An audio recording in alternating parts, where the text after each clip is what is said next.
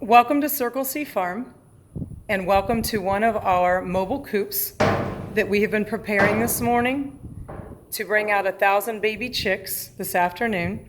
We wanted to give you a tour of our mobile coop or mobile house, and we wanted to share with you what some of the things are that we put in here and that we prepare and that we have in here between each group.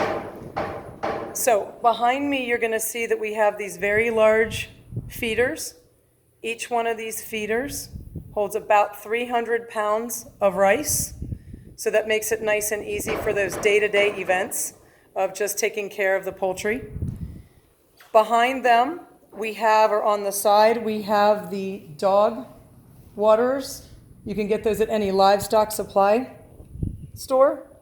And we highly recommend those because, as you can see on this one, that the floater stopped working just from general use.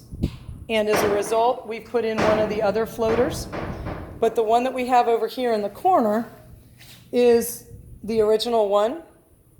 So that you can just take out of the box and plug in just like you ordinarily would. You're going to see that on the bottom of this particular house, we have some mesh.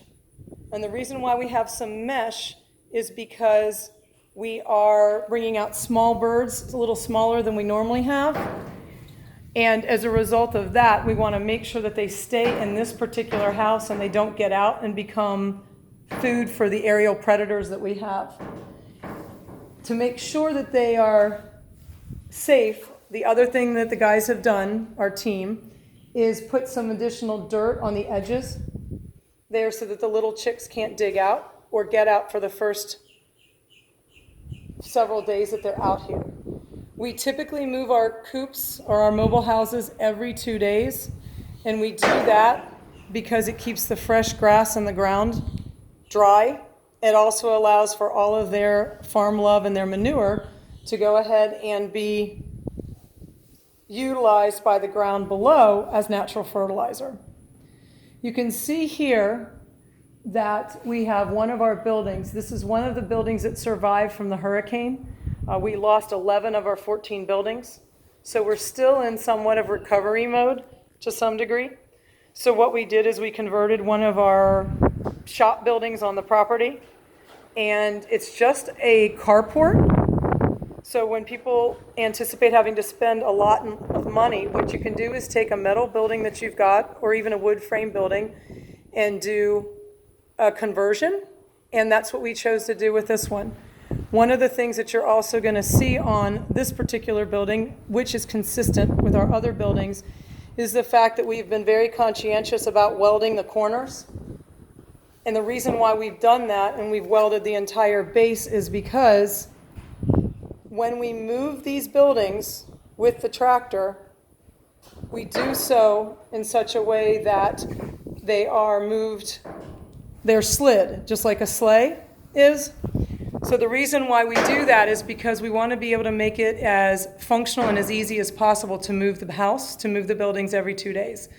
So Manny went through and made sure that all the weld points that were needed and necessary were taken care of so that we can just put a heavy-duty rope or chain attached to the buildings, and we could slide them with the tractor. So that's really, really important. If you don't have a big tractor, then you could very easily utilize an ATV that's got some power to it. That wouldn't be a problem. So that's just another idea. The other thing that we do make sure is that we've got access to the building and it's got a lot of airflow. So as you could see from the video we just took and that I am sharing with you, that the entire base of the building is open. And the reason that we've done that is because we want as much positive, healthy airflow as possible. And we leave that the way it is unless we're going to get really, really bad rain. If we're going to get really bad rain, then we'll go ahead and slide in the other panels on the base of the house. Typically what we do is we look at the direction the wind is coming and we put the panels back up with screws, and then we go ahead and put them up before the storm comes, then after the storm goes over, or the next morning, typically if it's late afternoon, we'll take the panels off so that it's got full 360 airflow. We've found that that's really successful. If you've been doing poultry for a while, you know that you want your little birds, your chicks, to stay warm, and you want your big birds to stay cool. So if they get too much warmth as a big bird, once they've come out to pasture, they can actually die from overheating, and that's obviously something that none of us want. So we're very careful from that standpoint for airflow. The other thing you've got to be careful of is your humidity. So that's another reason why we use a little bit taller ceilinged building. And we also make sure that the airflow is pretty consistent 24/7. Even when we do put the panels up, we have found that the humidity stays low because we only put it back up on a portion. Typically, during our winter, and here in Florida, that would usually be maybe mid-December through March. But what we've found is that we put the panels on and off to make sure that they can stay warm during our winter, and at the same time that they have plenty of airflow. So again, that's really important to be aware of, is the airflow that's going on in these buildings. When it rains, because it actually just started raining now while we're taping, when it rains, normal rain doesn't affect them in this type of a structure and design because they can move away from the wall if it's coming in on a particular side. We don't necessarily have to put up the panels if it's just a normal light afternoon rain. We would put the panels up if we're going to get aggressive winds or we're going to have that sideways driving rain. Then we want to make sure that they've got a rain block. But other than that, they are pretty functional. They do really well.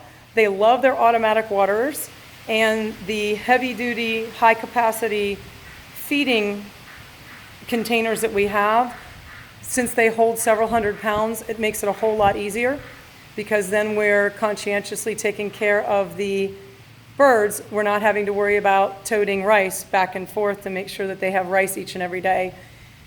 From a labor standpoint, that's really a lot easier on your back and just on time and best use of time.